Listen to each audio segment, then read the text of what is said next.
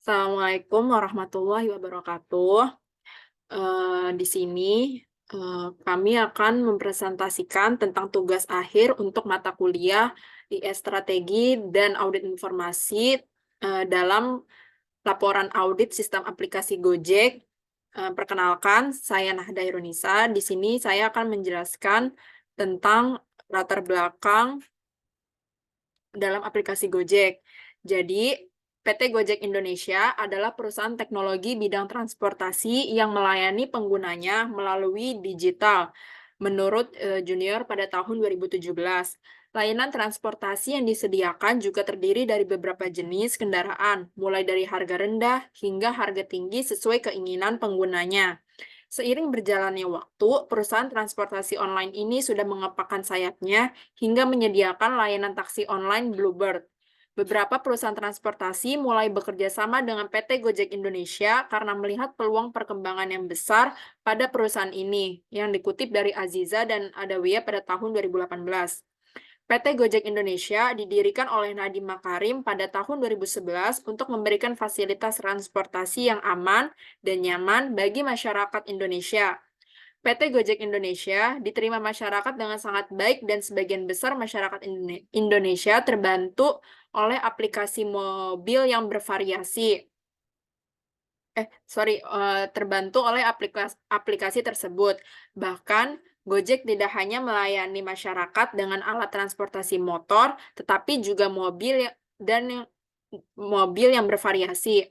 Bahkan, di daerah tertentu, Gojek bekerja sama dengan pemerintah untuk menyediakan transportasi khusus daerah tersebut. PT Gojek Indonesia melihat setiap kesempatan untuk terus mengembangkan perusahaannya. Next, proses perkembangan PT Gojek Indonesia. PT Gojek Indonesia didirikan pada 13 Oktober 2010 oleh pengusaha asli Indonesia lulusan Universitas Harvard, Amerika Serikat bernama Nadiem Makarim. Tidak hanya berupaya sendiri, Nadiem Makarim mengupayakan pendirian dan perkembangan aplikasi transportasi ini dengan dua orang rekan kerjanya, yaitu Kevin Alui dan Michelangelo Moran.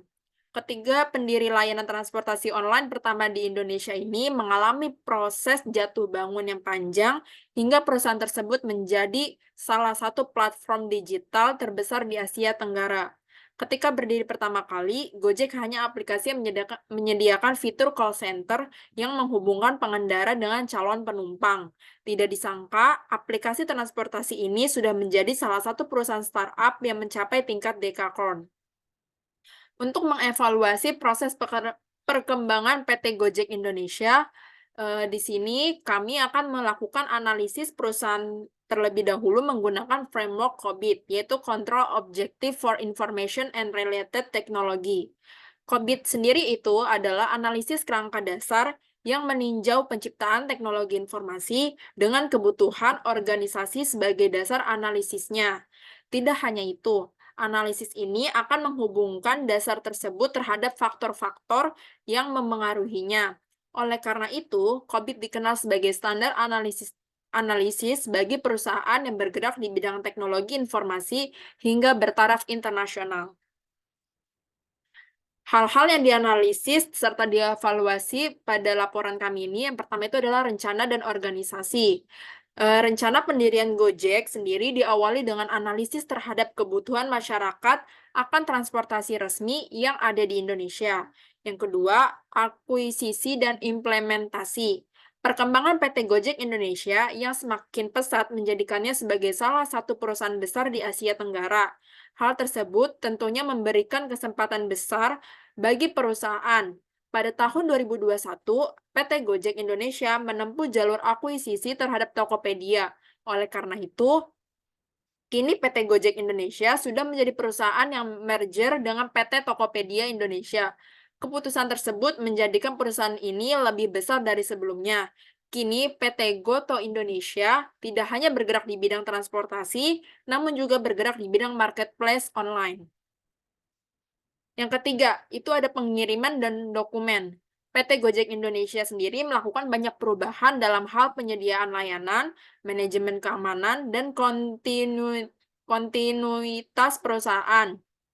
Dengan menerapkan konsep penyempurnaan fitur aplikasi secara jangka panjang, perusahaan ini berhasil menyesuaikan tujuan perusahaan dengan kebutuhan masyarakat. Dengan kata lain, strategi deliver and support perusahaan berhasil menarik semakin banyak pengguna dari berbagai negara. Strategi tersebut berhasil diterapkan pada pasar, sehingga banyak pengguna memilih aplikasi transportasi ini sebagai pilihan utama. Yang keempat, ada monitoring dan evaluasi, yaitu kehadiran PT Gojek Indonesia ternyata tidak hanya berdampak baik bagi pengguna aplikasinya, tetapi juga kepada seluruh masyarakat Indonesia yang menggunakan Google Maps ataupun seperti Moovit dan lain-lain. Pembaruan berdasarkan evaluasi yang terus dilakukan membuat banyak masyarakat terbantu akan kehadiran aplikasi ini.